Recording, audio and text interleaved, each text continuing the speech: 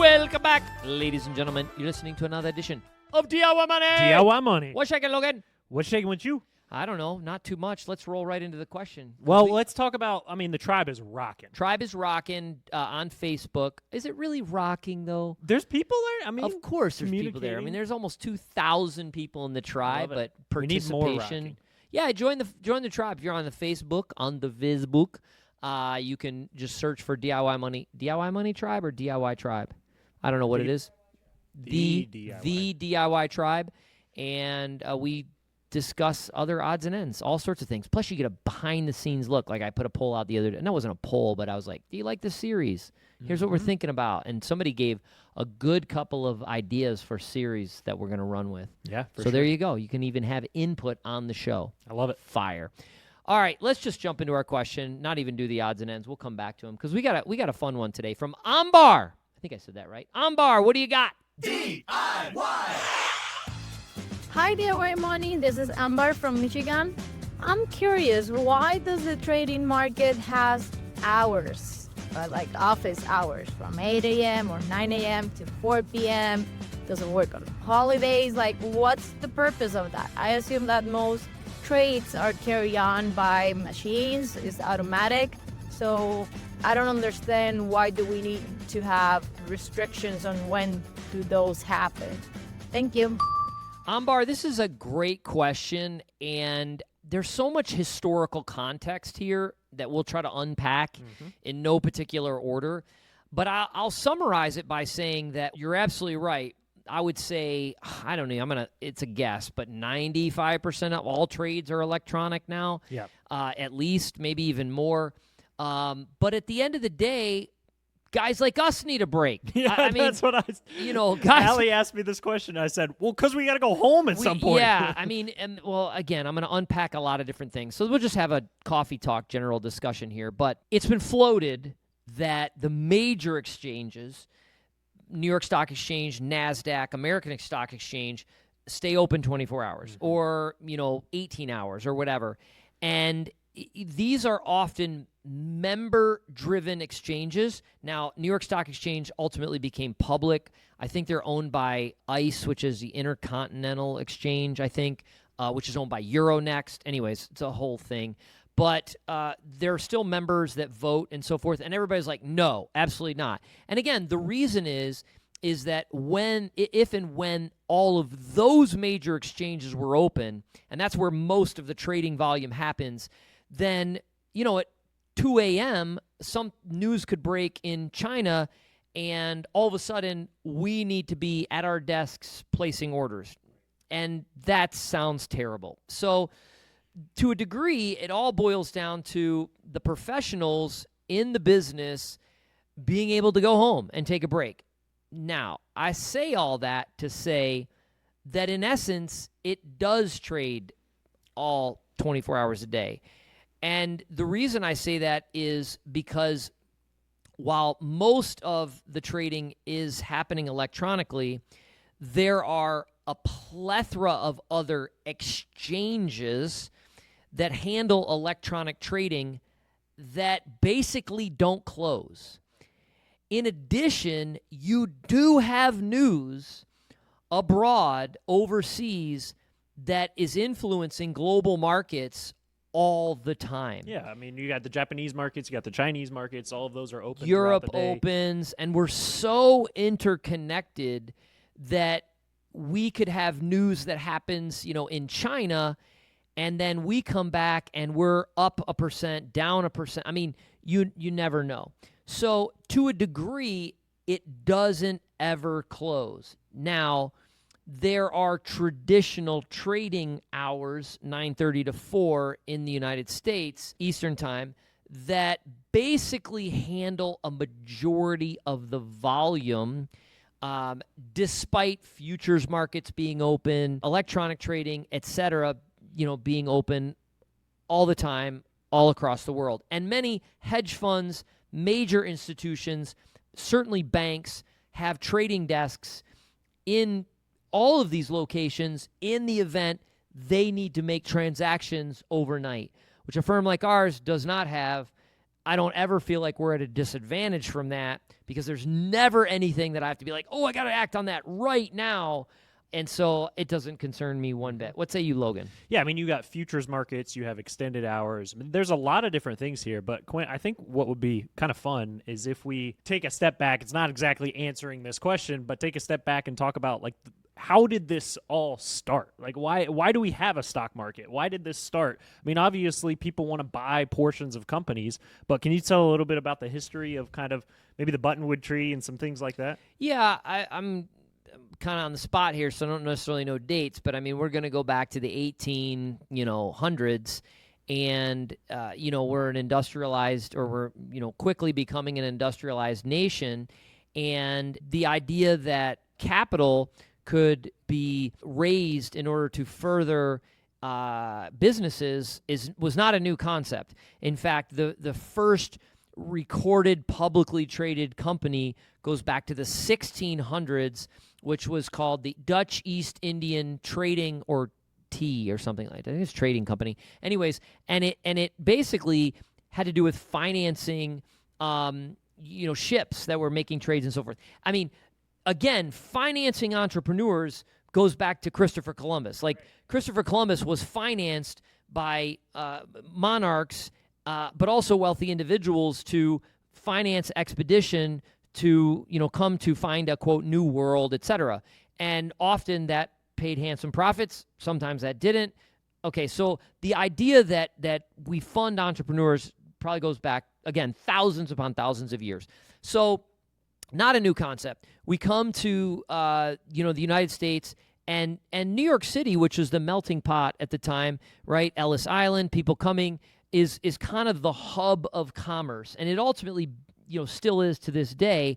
And so there was this, and I think there's some truth to it, but there's probably some history that's been embellished over the years that, there was a tree, it was a Buttonwood tree, and people would come and they would exchange stocks and dollars and so forth in various enterprises. And various enterprises could be speculative mining, right? So somebody is going out west and they're going to, try to find gold. And so they raise money and there's a stock offering, et cetera. And by the way, we're talking zero regulation. We're not talking an SEC at this time. We're not talking, filings or S1s or whatever. They made an agreement and it was like auditing. 2 things. Yeah, I mean, exactly. Like, yeah. And very manipulative, because you had robber barons at the time where, again, you could say the Carnegies of the world, the Rockefellers of the world, kind of in a way took advantage of this. And so they would, raise money to finance railroads and railroad expeditions and so forth.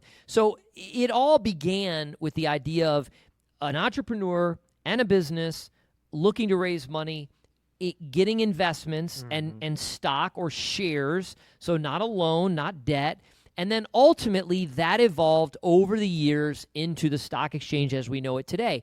And ultimately it became a situation where you would have more and more individuals buying in. You would have a panic, inevitably, some boom bust cycle, which, by the way, is as old as time.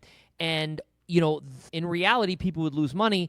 And then politicians or people would, again, this is as old as time, would say, well, vote for me and I'll help this situation. They come into power, they slap on some regulations and so on and so forth. Many times that's a positive. It helps an investor or a shareholder from protection, et cetera. Many times it's could be a harbinger. Right. Nowadays, it's so formulated in our country, it's, in my opinion, the best in the world, because we have accounting standards, we have transparency, we have filing requirements, we have a tremendous amount of regulation that is helpful for investors. And that, became the investing, kind of methodology as we know it today. And now access. I mean, your access levels is now better than it ever has been. Even when I started in the business, Logan, at the top of the technology boom in 2000, you had to buy 100 share lots. You spent at minimum $100 in commission every time you bought 100 shares to buy and sell, by the way, or more, depending on the broker that you had. Very difficult to get into the business. Now you can open a Robinhood account, et cetera. The other piece that I'll share, what's fascinating about this, is the rise of the indice, or the index.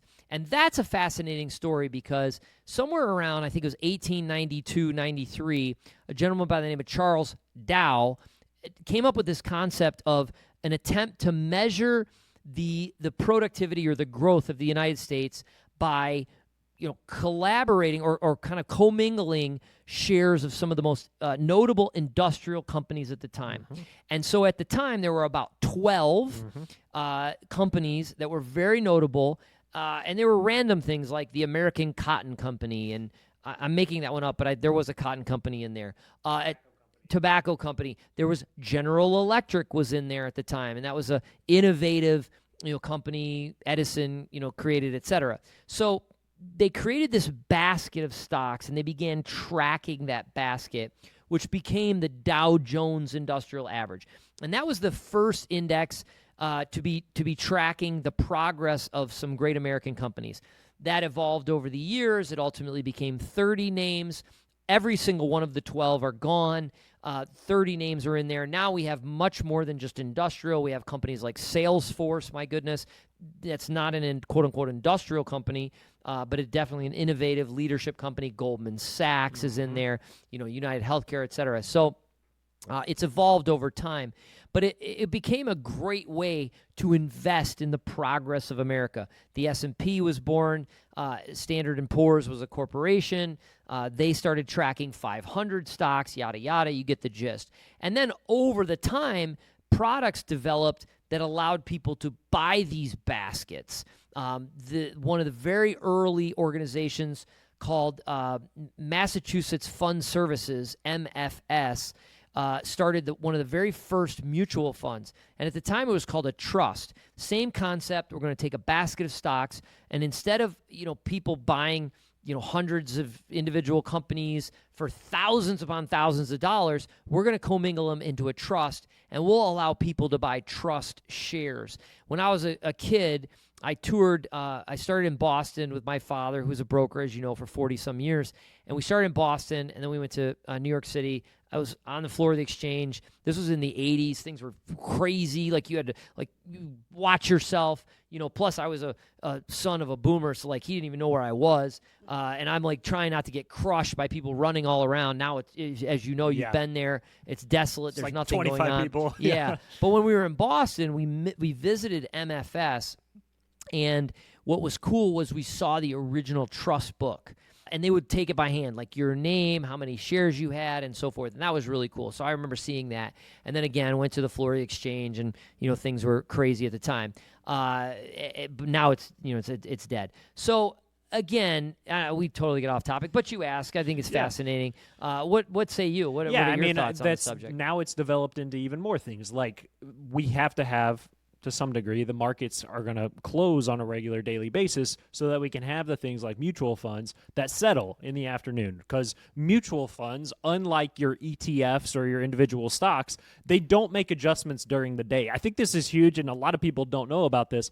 But if you're looking at your account balance and you're seeing how your positions are doing in a daily basis, and you're going, hey, market's down big today, I haven't done anything. Well, it's because your mutual funds are in your account, and those mutual funds haven't settled yet.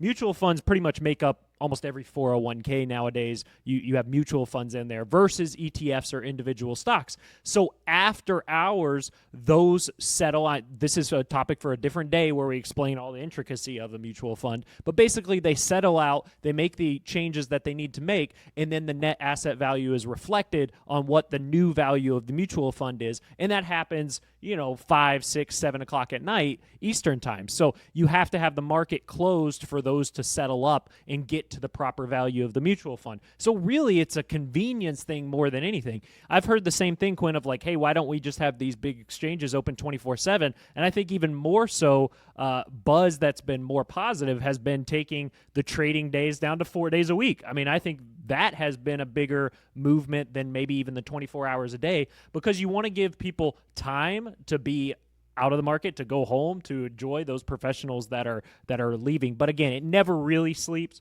when you talk about futures markets or extended trading that happens after hours. I mean, there's a lot of different things that are always moving on a regular basis. The bond market is open longer than the stock market. So there's a lot of different intricacies there. But I think the simple answer is we want to take a break at some point. Yeah, but things are also, as you mentioned, evolving. Crypto markets, for instance, don't close. Yeah. So Bitcoin, Ethereum, the majors, and even the coins do not close. And there's a concept that I think will gain traction over time where companies will issue a token for ownership. I mean, there's many that are doing it now, but they don't have the standards. They're not regulated. I stay away from them completely. But the concept is interesting, and it's there, meaning you can have the same sort of company, and instead of going public in the traditional sense that they go public now, raising capital from investors through a bank, yada, yada. And there's a variety of ways that people can do that too, by the way. But the idea that a company can kind of tokenize their equity and then issue a token for ownership. There hasn't been, to my knowledge, and maybe one's out there and it evolves, and I'm sure I'll get emails like, oh, you got to look at this token or look at that token and so forth. But there hasn't, in my opinion, been anything certainly that I've been drawn to of a legitimate company that we know or use every day that has gone that route. Right. I don't think it's far off. I'd be shocked if it doesn't happen. And what I mean by that is a company, again, imagine if a company that's private that we use all the time, I can't even think of one off the top of my head, but let's say there was a beverage or a clothing company or a shoe company that's private, and you think to yourself, man, when they become public, that'd be a good company to invest in. And instead of going the traditional way of listing on an exchange and they did a token. Mm-hmm. That would be a shakeup in the industry. It hasn't happened yet, but it could be coming. We'll see. It'll be fascinating. But those suckers, I mean, the market doesn't close there, and it's just wild. So it's Wild West for sure. Great question, Ambar from Michigan. Thank you for sending that in. We'll send you a $25 Amazon gift card. And remember, friends, the secret to wealth is pretty simple. Live on less than you make. Invest the rest. Do so for a very long time. Make it a great one.